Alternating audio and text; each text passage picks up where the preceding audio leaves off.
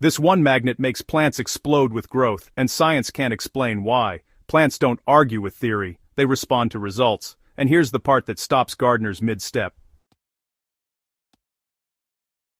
When a simple magnet is introduced the right way, plants don't just grow a little better, they grow faster, stronger, and more uniformly. Roots thicken, leaves deepen in color, yields increase. This isn't magic, it's physics doing its job quietly while most people look the other way. Today on Soilsage Chronicles, we're breaking down exactly how one magnet can transform plant growth, why the science keeps getting brushed aside, and how you can use it safely and effectively in your own garden.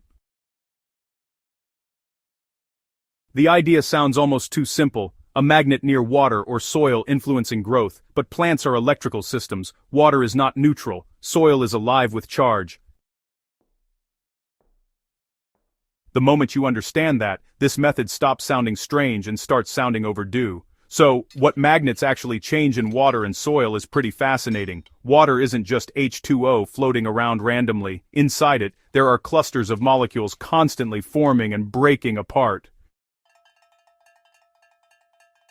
When water passes through a magnetic field, those clusters reorganize, they become smaller and more uniform. This is important because plant roots absorb water at the molecular level. Smaller clusters can move more easily through root membranes, which means, well, hydration becomes more efficient.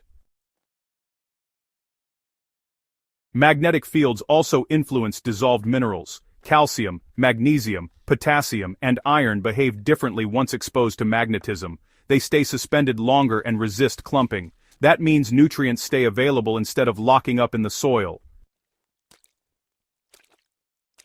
Plants don't need more fertilizer, they need better access to what's already there. So when gardeners say magnet-treated water feels lighter, they're not imagining it, the water literally behaves differently. Why do plants respond so quickly? Well, plants rely on ion exchange. Roots pull charged particles from the soil using tiny electrical gradients.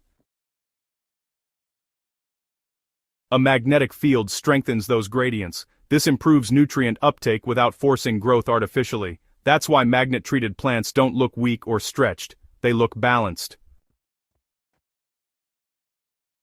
You'll often notice faster germination first. Seeds wake up sooner because water penetrates the seed coat more easily. Then root systems expand. Not longer roots, but denser ones. That's the difference between a plant that survives and one that thrives.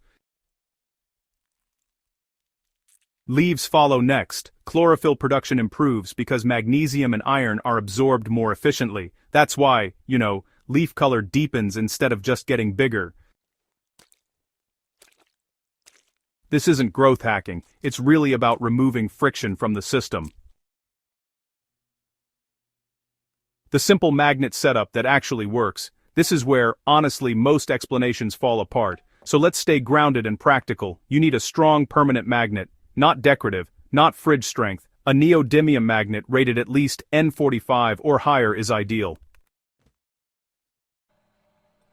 Size, actually matters less than strength when it comes to magnets. A magnet that's roughly 5 centimeters wide is totally sufficient. To magnetize water, just attach the magnet to the outside of a non-metal container or watering pipe.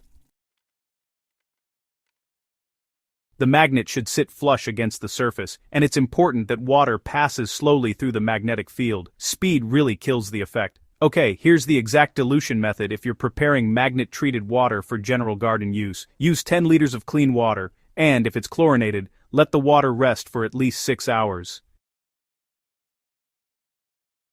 Then, pass the entire 10 liters slowly past the magnet 3 times. If you're using a container, just gently pour the water from one container to another, making sure it flows directly past the magnet each time. That's it. No additives, no electricity, and no waiting days. For best results, use the water within 24 hours. For soil exposure, the magnet can also be placed near the root zone, about 3 to 5 centimeters from the main stem outside the soil line. This creates a subtle but constant field that influences moisture movement and ion exchange. What results gardeners consistently notice? Well, the first visible change is water behavior. Soil stays evenly moist longer, not soggy, not dry, just balanced. This alone reduces plant stress dramatically. Next comes root strength. When you pull a plant gently, resistance increases. That's your signal the roots are doing more work underground. Then growth accelerates, not explosive, steady and confident. Internode spacing remains tight, leaves don't thin out, flowers set more reliably. Yield increases usually show up at harvest. You'll notice heavier fruits, fuller heads, and more uniform produce. And these aren't just one-off observations. They repeat across different plant types because the mechanism isn't plant-specific, it's physics-based. Now, why does this physics get ignored? Here's the uncomfortable truth. Magnetic effects don't sell products easily. You can't really patent a magnet influencing water in a garden. There's no subscription model, no refill bottle, and no seasonal dependency. Modern agriculture, well, it leans heavily on chemical intervention because it's measurable, marketable, and controllable. Magnetic treatment doesn't replace fertilizer or soil care, but it does reduce dependency. And honestly, that's not attractive to systems built around input sales. There's also the academic issue.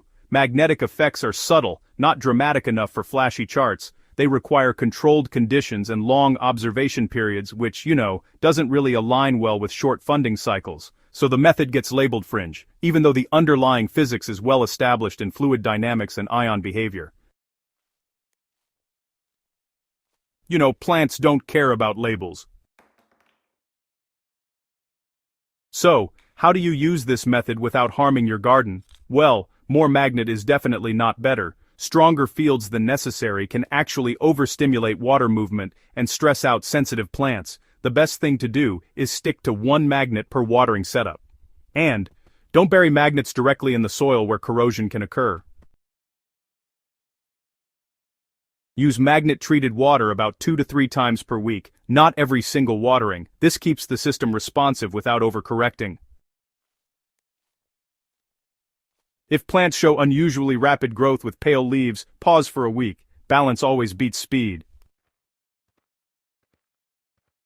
This method works best alongside healthy soil biology. Compost, mulch, and proper aeration really amplify the effect. Dead soil just won't respond well to any technique. Why this belongs in every serious gardener's toolkit isn't about believing in tricks. It's about understanding systems.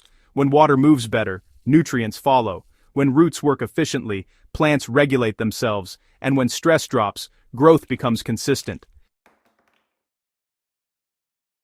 A single magnet won't fix poor soil or neglect, but in a well-tended garden, it removes invisible barriers that most people don't even realize are there. That's why the results feel surprising, not because they're unnatural, but because they reveal how much potential was already waiting. This is the kind of quiet advantage that compounds season after season.